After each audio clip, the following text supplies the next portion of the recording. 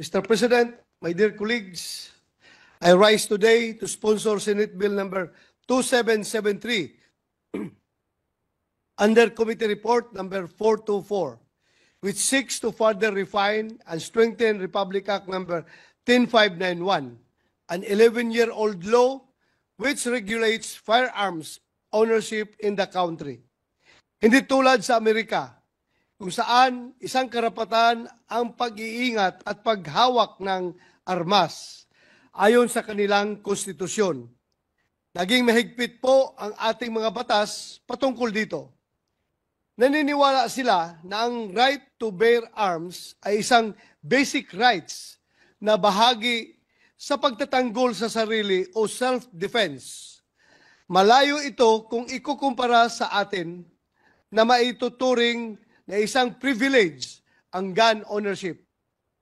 Sa kabila ng pagkakaiba ng ating mga bansa patungkol sa mga prinsipyo at polisiya sa pagpapahintulot na mag-ari ng mga baril, hindi maitatanggi na nagkakapareho tayo sa pagkilala na may karapatan ang bawat isang nilalang na protektahan ang kanyang sarili mula sa anumang banta ng panganib.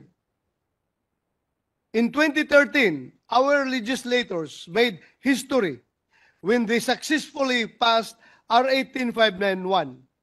Our country has benefited from this law since then, especially in ensuring that only those who are qualified are allowed to own, possess, and carry firearms. Kagaya po ng ibang mga batas, nakita po natin ang pangangailangan na i-update ang RA number 10591. Hindi lamang para makasabay sa pagbabago ng panahon, kundi para mas maging equitable at inclusive. Bagamat isang privilege ang pagmamayari ng baril sa ating bansa, iniiwasan din naman natin na maging exclusive ito, lalo na sa mga makapangyarihang lamang. We do not oblige everyone to pick up a firearm as their weapon of choice in protecting themselves. However, we must not also be too prohibitive to those who do. We allow the privilege of ownership of firearms, but we do not promote its unwarranted use. That is why we regulate. Bilang dating Chief PNP, batid ko ang dami at bigat ng trabahong nakaatas bilang pinuno ng ating kapulisan. Nariyan pa ang dami ng mga papilis na dapat pirmahan sa araw-araw. Things that probably our then lawmakers were not able to foresee 11 years ago. Mr. President, your Committee on Public Order and Dangerous Drugs proposes amendments that will address all current issues and concerns in the implementation of RA 10591. This will further advocate responsible gun ownership and ensure the government's right to regulate the same. First, in line with the direction of providing efficient government service, we want to reduce the red tape in the issuance of licenses and permits. The proposed mission, Mr. President, authorizes the Chief PNP to designate a representative to issue permit to carry firearms outside residence or PTC-4. Meantime, the authority to issue and renew licenses to manufacture and to deal are likewise given to the Chief PNP or his duly authorized representative. Second, one of the disqualifications for obtaining a license to own and possess a firearm is that the applicant must not be an accused in a pending criminal case before any court of law.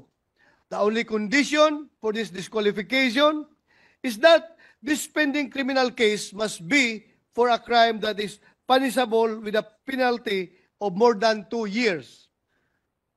Mr. President, no less than the Constitution provides that in all criminal proceedings, an accused shall be presumed innocent until the contrary is proved. thus disqualifying all individuals who have been accused of a criminal case automatically deprives them of the right to be presumed innocent. Pursuant to this constitutionally guaranteed right, the committee limited the disqualification. Only those applicants with a pending case involving the use of firearms, ammunitions, and major parts thereof, or when they are otherwise ordered disqualified by a court of competent jurisdiction. Third, we have added individuals or professionals who are exempted from the requirements of a threat assessment certificate. We acknowledge the threats which, as they say, comes along with the nature of their job, who are similarly situated with those already exempted from the requirements. As such, we are proposing to include allied medical professionals and chief security officers of financial and commercial institutions. In addition to those professionals, the committee also included reservists whose mission is to provide the base of expansion of the Armed Forces of the Philippines. This amendment is to the initiative of our colleague and a reservist himself, Senator Mig Zubiri. With this, we can ensure that our citizen soldiers are ready to respond at any given time to the ongoing threat to our country's territorial waters and sovereignty. Fourth, the validity of licenses to manufacture and deal is fixed to a period of 10 years. This is in support of the newly passed law, Republic Act Number 12024, otherwise known as the Self-Reliant Defense Posture Act.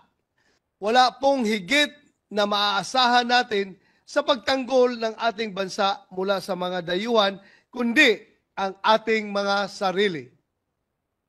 Fifth, in recognition of the pride that our sports shooters have brought to the country in several competitions here and abroad, your committee deems it necessary that they be exempted from COMELEC authority to transport during the election period. This exemption will only be limited whenever they will be competing abroad during the election gun ban. It will be subject, of course, to safeguards such as being accompanied by a police escort to or from the port or airport of arrival or departure. Finally, in accordance with the objective of R. 18591 of the proliferation of illegal firearms or weapons, we have extended the firearms amnesty to 3 years. It is our fervent hope that through this extension, individuals who have yet to register their firearms or renew their license will take advantage of this leeway without fear of being penalized. Mr. President, these amendments are not about loosening restrictions or promoting the proliferation of firearms. Ito po ay para lalong isulong ang kultura ng kaligtasan at pananagutan sa pamamagitan ng paglilinaw ng mga regulasyon at pagpapalaganap ng responsableng pagmamay-ari ng baril. Isa po itong hakbang tungo sa isang mas ligtas na bansa, kung saan ang mga firearms ay binibigyan ng respeto at ginagamit ayon sa batas at responsableng mga layunin. As Robert Heinlein once said, "There are no dangerous weapons, only dangerous men." May we all work together to create firearms regulations that are comprehensive and effective for a better and safer